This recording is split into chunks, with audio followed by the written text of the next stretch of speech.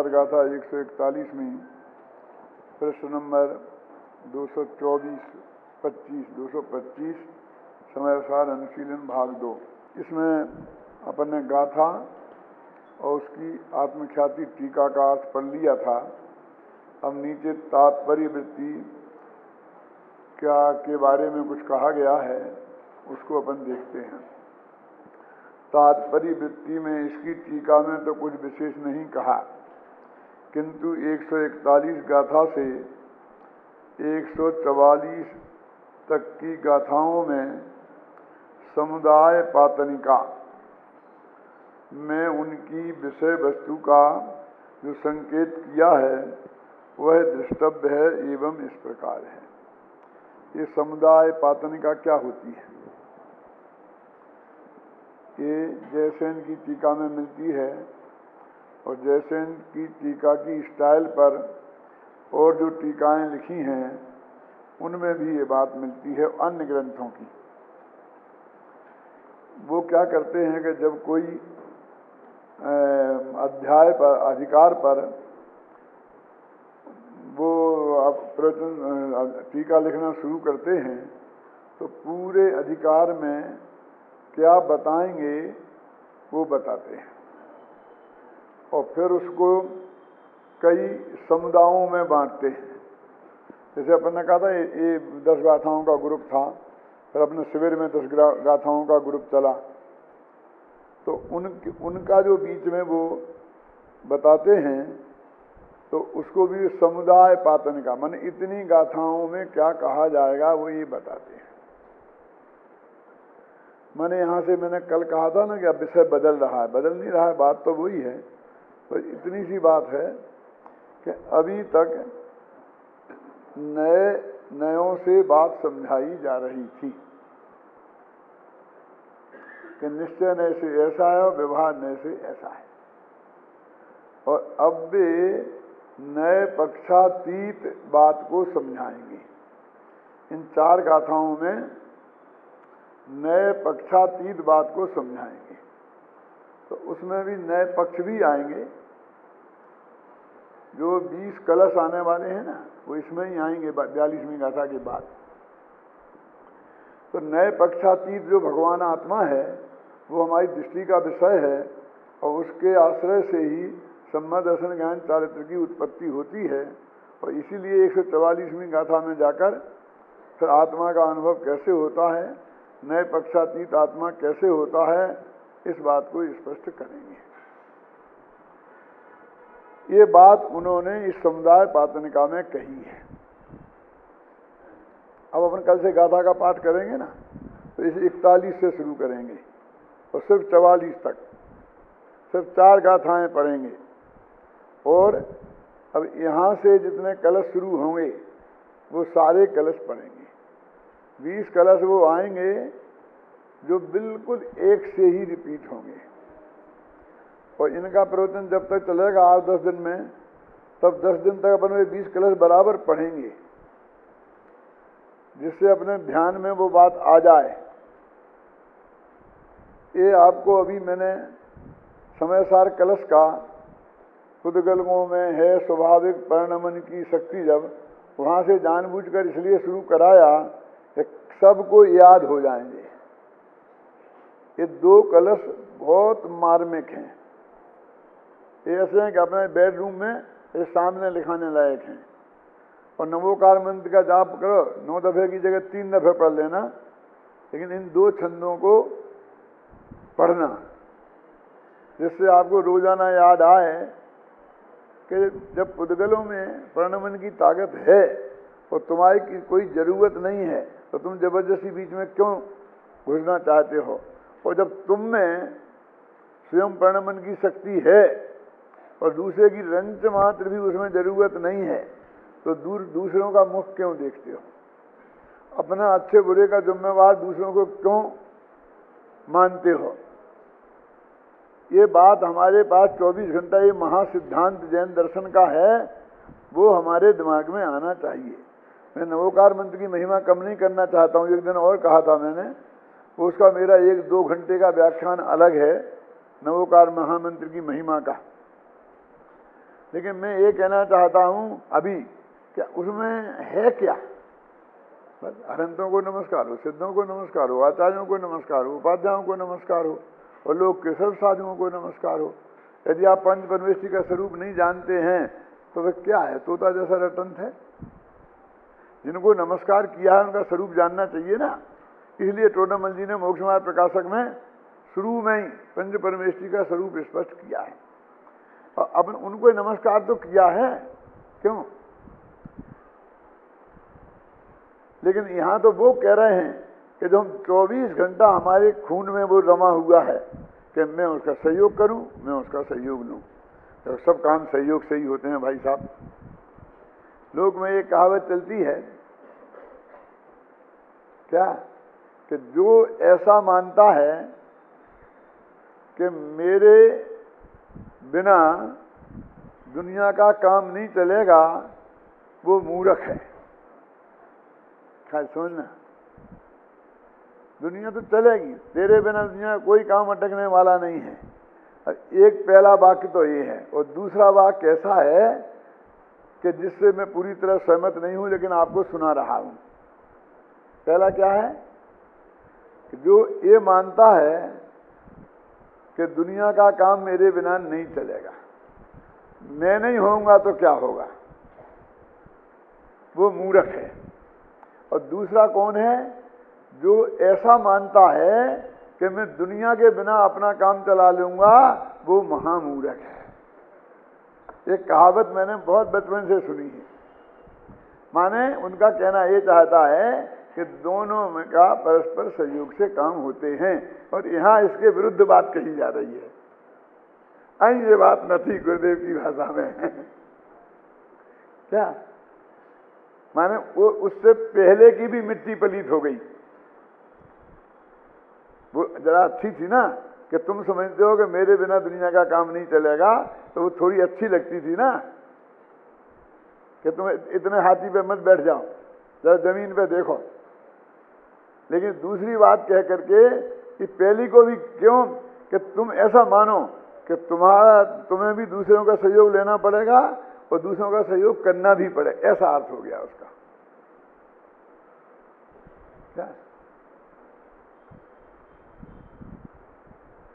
और मैं अपने बचपन से ही बहुत ही कुछ कैसा था मैं नहीं कह सकता, लेकिन एक बात मैं कहा करता था जब मुझे तत्व ज्ञान की का गंध भी नहीं आई थी, कि जो आदमी मेरे से ये कहेगा, मेरे खून में है वो, अभी निकला कि नहीं निकला मैं नहीं जानता, कि जो आदमी मेरे से ये कहेगा कि मेरे बिना तुम्हारा काम नहीं चलेगा, मैं दुनिया में उसके बिना ही काम चला के बताऊंगा। ये 8 वर्ष की उम्र से मेरा चिंतन था, और उसको मैंने किस लेवल तक निभाया आप कल्पना नहीं कर सकते, क्योंकि वे सारे गांव वाले मेरे विरुद्ध हो गए कि ये 18-20 वर्ष का छोकरा सबको चैलेंज करता है।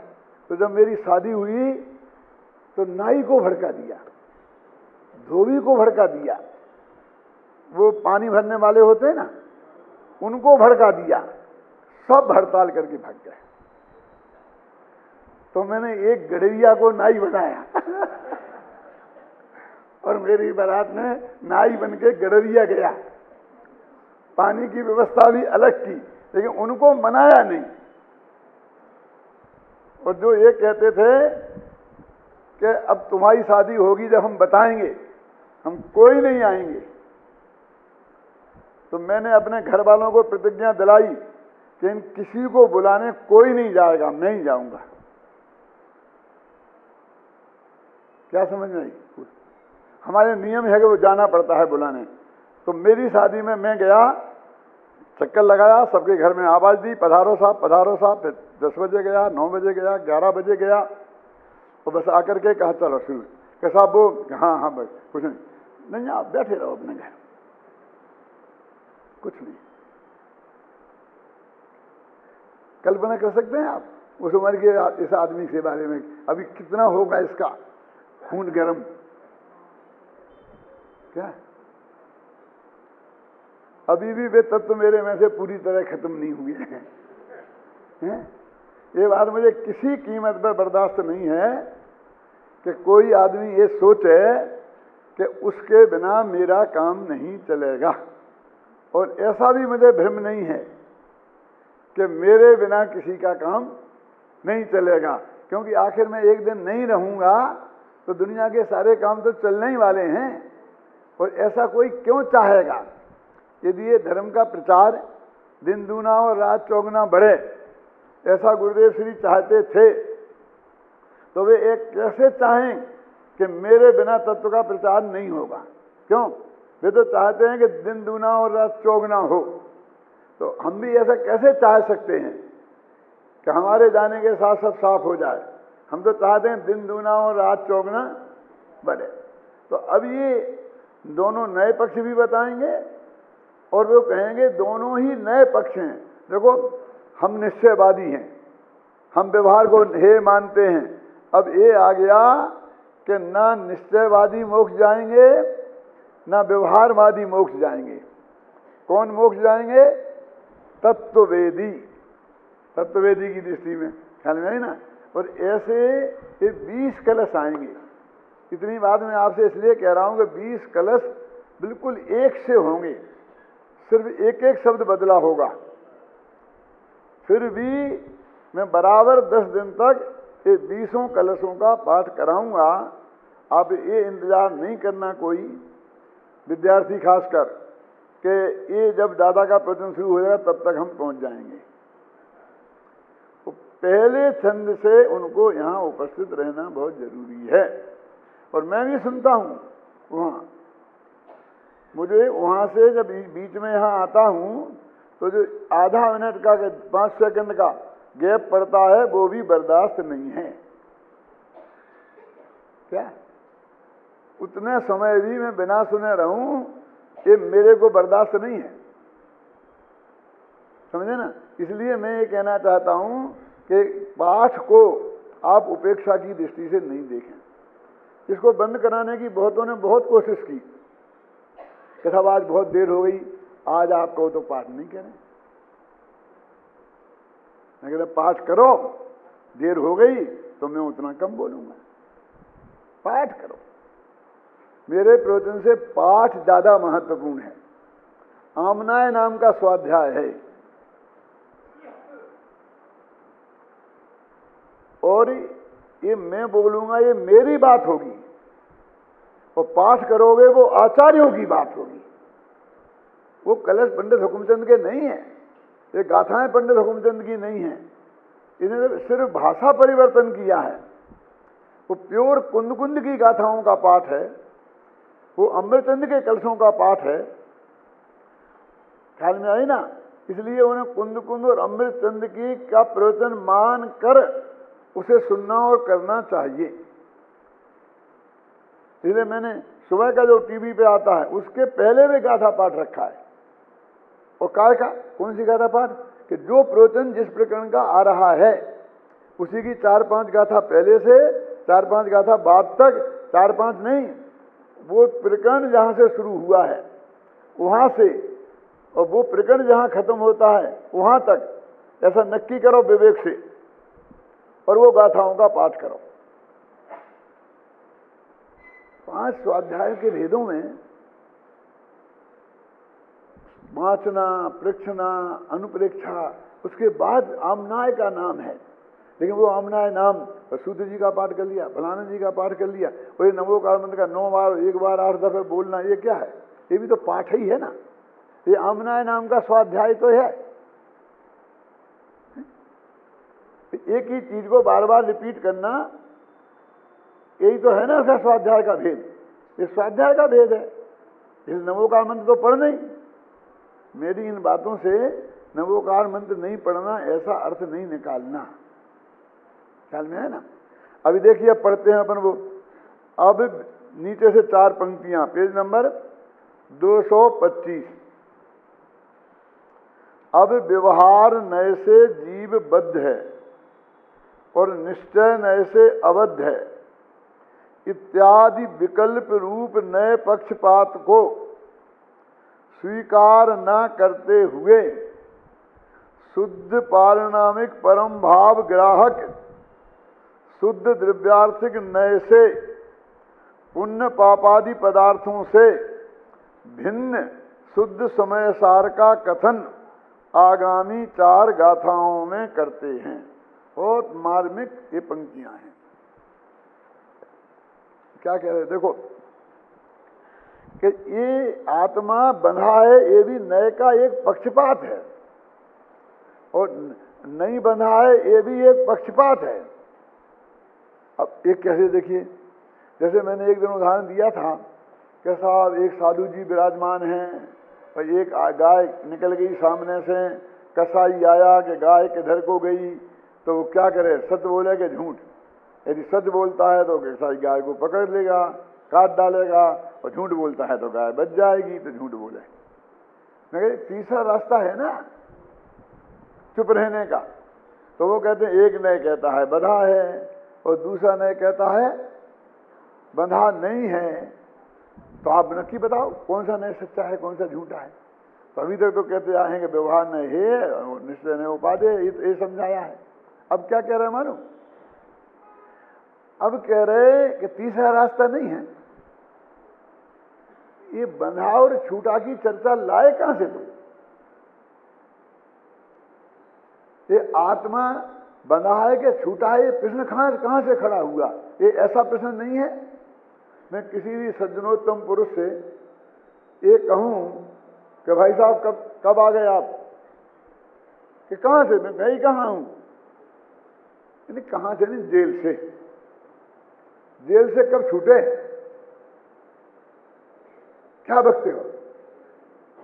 मैं जेल में, मुझे जेल में जाना बता रहे हैं आप? नहीं, जाने की क्या कह रहा हूं, मैं तो जेल से छूटने की कह रहा हूं। क्यों? बोलो क्या अर्थ है उसका? कि भाई साहब मेरे बारे में जेल शब्द मेरे नाम के साथ जुड़ता ही नहीं है।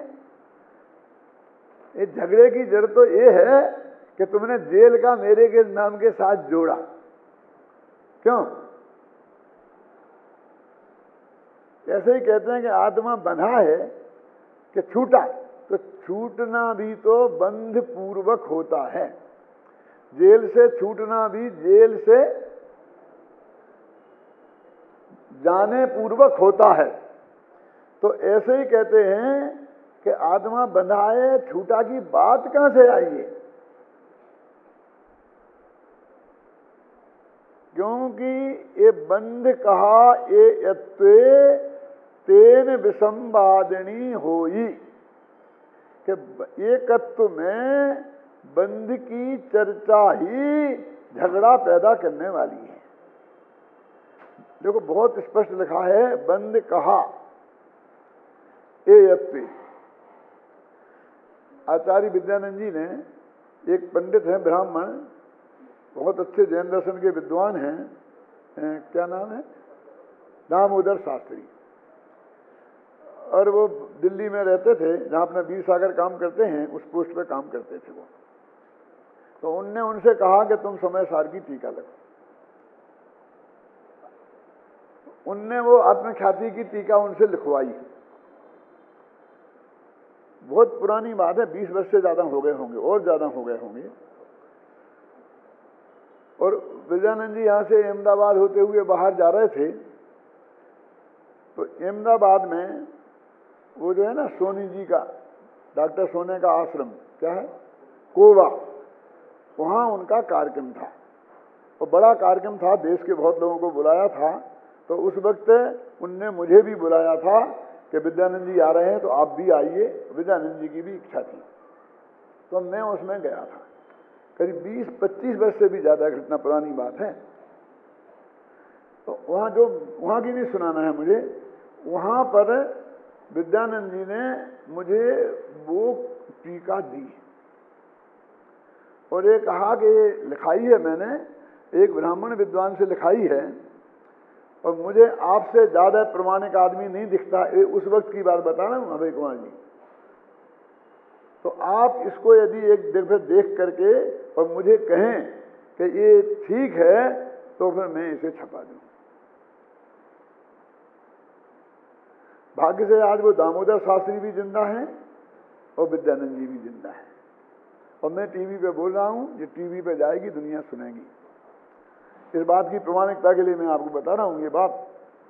मैंने उस टीका को आद्योपांत अक्षर साथ देखा गहराई से, तो और मैंने उसको ओके किया, घबराना नहीं। उसमें मुझे कई चीजें ऐसी मिली कि जो टोन अमृतचंद की थी वो उसमें मूलता थी, पर अपनी और टीकाओं में उतनी स्पष्ट नहीं थी।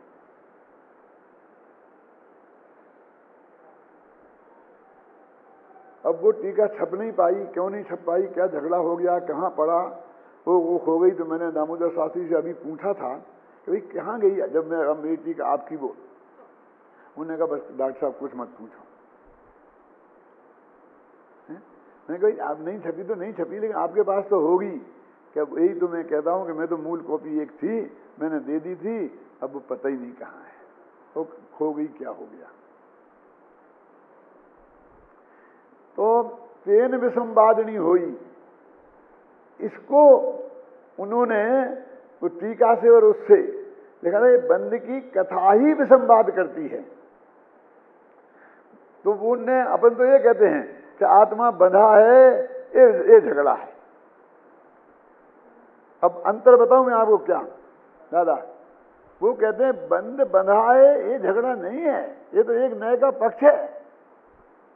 छूटा है, ये तो एक नए का पक्ष है। लेकिन आत्मा के बारे में ये बात, बंद की बात कहां से आई, बंद की कथा विसंवाद पैदा करने वाली है। अब आपकी समझ में आई ना, ये उसमें था। अब बताओ आपकी उम्र किसमें है। अब आप लोगों की समझ में आ रहा है कि नहीं? ऐसे ही जब मैंने टीका लिखी तो प्रत्येक आत्मा, इसका अर्थ मेरे को पूरी तरह से स्पष्ट नहीं हो रहा था। 2-3 जगह आया ना प्रत्येक आत्मा प्रत्येक आत्मा। तो मनोहर लाल वर्णी की सप्तदशांगी टीका, उसमें प्रत्येक आत्मा का अर्थ लिखा था, जो मेरे को बहुत अपील किया। क्या वो मैंने उसमें लिखा है। मेरे कहने का अर्थ ये है कि ये पूज्य गुरुदेव श्री बना, आपने एक विषय रखा था ना कल कि कहाँ कहाँ से क्या क्या लिया है। तो गुरुदेव श्री अमृतचंद जयसेनाचारी, पांडे राजमल जी, बनारसी दास, जयचंद जी छावड़ा और पूज्य गुरुदेव श्री, और कुछ दन्य थोपी। कुछ दन्य थोपी का अर्थ समझते हैं? नहीं समझते हैं। हिंदी साहित्य के विद्यार्थी शायद जानते हो, रामायण किस आधार पर लिखी गई आप जानते हैं? तुलसीदास जी की रामायण किस आधार पर लिखी गई? तुलसीदास की रामायण जो 8वीं शताब्दी में जैनियों की स्वयंभूकृत रामायण है, क्या नाम है उसका? स्वयंभू कवि ने लिखी है। और पमऊ चरऊ, क्या ग्रंथ का नाम? पमऊ चरऊ, अभ्रंश भाषा का। नहीं सुना, जानते नहीं है? कभी कभी लगता है कितना अधूरा ज्ञान है अपने शास्त्रियों को। पमऊ चरऊ नाम की एक ग्रंथ 8वीं शताब्दी में लिखा गया। वो तुलसीदास ने उसके में बहुत लिया है। और उसमें जैसे आपने रामायण पढ़ी क्या नहीं पढ़ी? अब वो भी मुश्किल है। रामायण में एक निक्की है कि इसमें 8 चौपाई होंगी, फिर उसके बाद एक दोहा होगा, फिर वो इतनी निश्चित चौपाइयां और दोहा का एक ग्रुप हो गया ना, इतने ग्रुप होंगे, तो इसके बाद एक कवित्व होगा, मनहन कवित्व। आप जानते हैं ये बात कि नहीं जानते हैं? पढ़ी नहीं होगी कभी। अरे मैंने पूरी रामायण पढ़ी है, आद्योपांत। ये है, उसे कड़बक कड़बक बोलते हैं। तो एक स्टाइल में वो चलती है, वो सारी स्टाइल स्वयंभू की है, वो पूरी स्वयंभू कवि की है। और स्वयंभू के पमऊ चरऊ में वो स्टाइल है।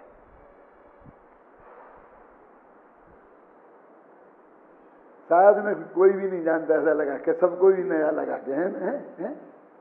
और एक हमारे विद्वानों ने, अजैन विद्वानों ने सिद्ध किया। कौन सा है? वो सुनो बता रहा हूँ, मैं बोल रहा हूँ जो कोई बोल रहा हूँ कि वो जो तुलसी के भगत, जिन पर तुलसी ने पीएचडी की, तुलसीदास पे 20 से ज्यादा पीएचडी हुई होंगी, तो उनने ये रिसर्च निकाली कि एक तुलसीदास जी ने यदि कहीं दूसरी जगह से लिया है तो उनके नाम का उल्लेख करना चाहिए। तो उन्होंने तो लिख दिया, स्वांता सुखाय तुलसी रघुनाथ गाथा, कि तुलसीदास रघुनाथ की गाथा स्वांता सुखाय अपने सुख के लिए लिख रहा है। बस मेरे को मजा आता है, मैं लिख रहा हूं। दुनिया पढ़ेगी कि नहीं पढ़ेगी मुझे इससे कोई लेना देना नहीं है, क्योंकि उसके पहले तक हिंदी में ऐसी कविता नहीं बनती थी। राम का चरित्र कोई हिंदी में नहीं लिख सकता, संस्कृत में ही था। संस्कृत विद्वानों ने बहुत विरोध किया कि ये तुलसी की रामायण नहीं चलना चाहिए, और उनने लिखी तो उस वक्त उनको नहीं था कि इतनी पढ़ी जाएगी। वे समझते कोई नहीं पढ़ेगा, एक प्रति लिखी जाएगी और न मालूम कौन आके सिर फिरा फाड़ के फेंक देगा, अग्नि में जला देगा। क्या वो उनके यहाँ तो अलग बात प्रसिद्ध है कि उन्होंने तो जाकर लिख के और तो राम के मंदिर के चरणों में रख दी कि भगवान तुम संभालो, मैं नहीं जानता कुछ, इन सब पंडितों को तुम संभालो। तो भगवान राम आए और उन्होंने रात में हस्ताक्षर करके चले गए, प्रमाणित हो गई, फिर सब किसी ने विरोध करने की हिम्मत नहीं पड़ी। अभी इसके बारे में मैं कुछ नहीं कहना चाहता, लेकिन वो तो उनने निकाला कि वाल्मीकि रामायण से लिखी, ये कितनी कितनी रामायण संस्कृत में थी, प्राकृत में थी, उनसे लिखी। तो उन्होंने कहा कि उसके बारे में वो उल्लेख किया तो उन्होंने सब लिखा। तो एक पंक्ति लिखी, कुछ दन्य तोपी अभय जी, कि इनसे मैंने लिया और कुछ कुछ अन्य जगह से भी लिया।